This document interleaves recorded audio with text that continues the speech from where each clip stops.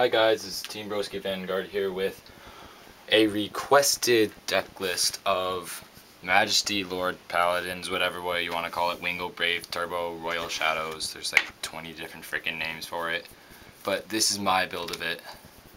Much like some other people's builds, but well, not really, because not a lot of people play it, but I see that, like, I see good deck lists, I try them, and then I make a hybrid of them. Pretty much like one of the deck lists, but there's a few minor things. I actually play tested it first, and my deck list was so close to theirs, so I just made some minor adjustments. So yeah, we're gonna start off. This deck is really fun to play since you're playing both Ren and Aichi. So watch the show, you'll know what that means. We're gonna start off with the grade zeros. Wingal Brave. Wingal Brave is your go-to. You don't play Barkle in here because Barkle's gonna get banned when this thing's out. Love Wingal Brave. Basically, it has a Barkle effect and the Conroe effect, whatever, the Battle Riser effect, Magus effect, when the same colony unit rides on it. So, move that back. Next, you have 8 draw triggers. 8 draw triggers. Reason being, you need to draw cards. This deck never usually has enough cards in hand, so when you run 8 draw triggers, you're drawing like crazy, getting lots of cards in hands, lots of options, lots of perfect shields, and yeah, just lots of stuff to discard off and play off. Then you got the normal 4 hero triggers and normal 4 critical triggers, no stand triggers, just because you're really only going to have one other unit open. I don't like the stand triggers in this deck. It's hardcore. Go at it. 3 perfect shields. I don't like playing 4 in here, nor do I like playing Lake Maiden Lean or Soul Guiding Elf. So I play this card, and it helps me out a lot. So what happens in the end is these help out a lot, but since you have all these draw triggers, you're always going to have her. The next one is 4 Marrons. I think in any Paladin deck they're going to run 4 Marrons. I just think that's how it is, because it's vanilla 8k. 3 Pongals, just like my other Royal Paladin deck. 3 Pongals, 2 Soul Savers. Pongal's really good. Soul charges, does all this other stuff. It helps you out a lot. And it's a 7k boost. And next we have K. This thing's a 10k hitter in the rear guard when you have a Blaster Vanguard.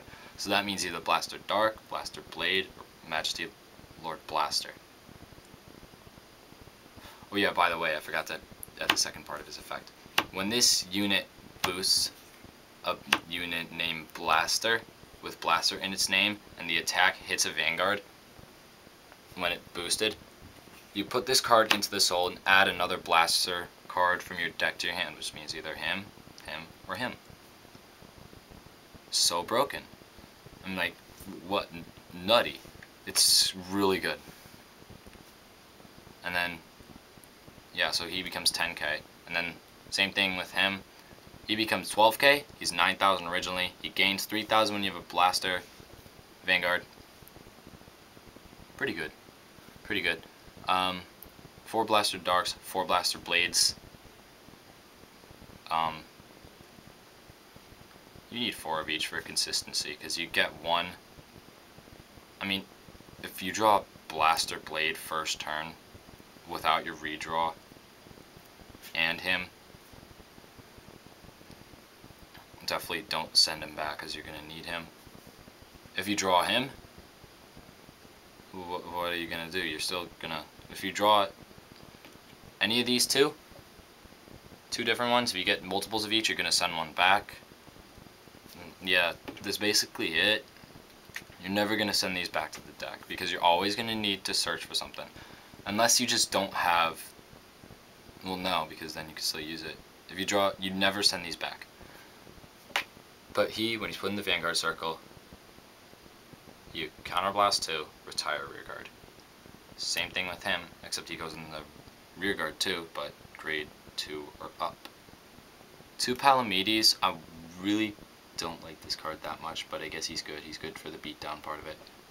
Really, what he does when you have when he's in the Vanguard or rearguard and you have another grade 3 Royal Paladin on the field, he gains 3,000, so he's an automatic 13,000 if you have him in hand or him in hand. Then you have the 2 Soul Savers. Obvious, 3 Pongals, 2 Soul Savers. You get all this stuff in the soul with this guy. You just go Soul Saver, blast everything.